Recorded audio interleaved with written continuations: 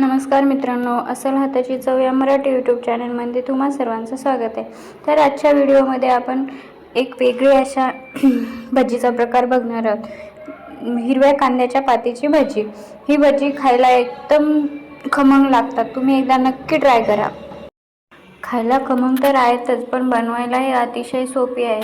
आता या सीझनमध्ये कांद्याची पात खूप भेटते, त्यामुळे ही भजी तुम्ही एकदा नक्की ट्राय करा। यासाठी मी एक 2 कप एवढे कांद्याची बारीक पात कापून घेतलेली आहे। त्यासोबत जे पातीसोबत छोटे छोटे कांदे येतात ते पण आपल्याला घ्यायचे आहेत, म्हणजे आपल्याला वरचा एक्स्ट्राचा कांदा घ्यायची गरज नाही। 7-8 लसणाच्या पाकळ्या बारीक करून घ्यायच्या आहेत, 2 हिरवी मिरची घ्यायची आहे आणि थोडीशी कोथिंबीर घ्यायची आहे। कोथिंबीर नाही घातली तरीही चालते आणि हिरवी मिरची तुम्ही कापून घालण्याची नसेल तर ठेचा करून घाला।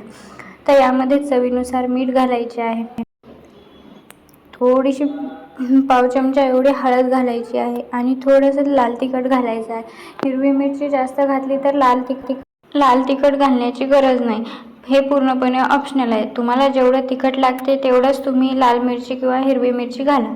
आता 1 चम्मच एवढा ओवा हातावर चोळून घालायचा आहे। आता हे सर्व आपले कोरडे मसाले झाले।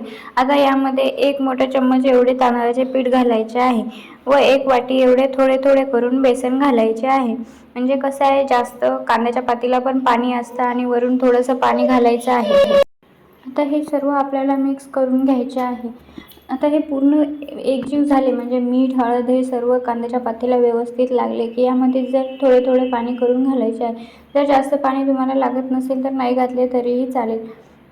पाणी थोडे थोडेच करून घाला, नाही तर एकदम घातले तर पीठ आपले खूप पातळसर होईल।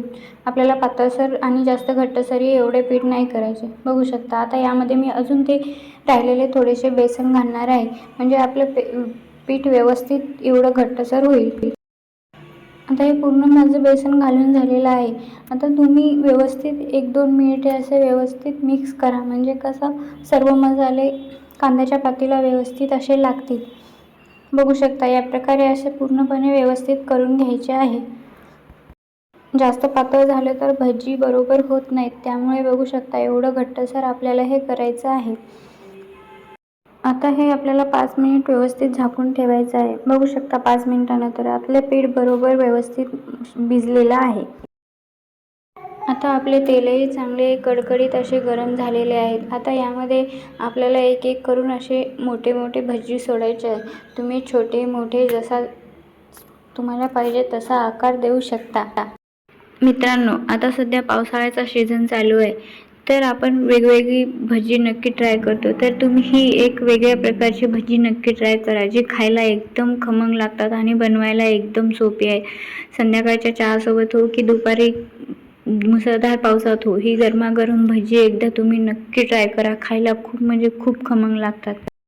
आता आलटून पालटून दोन्ही साईडनी ही भजी छान अशी खरपूस आपल्याला तळून घ्यायची आहेत। आता बघू शकता तुम्ही ही भजी एकदम छान अशी खरपूस तयार झालेली आहेत।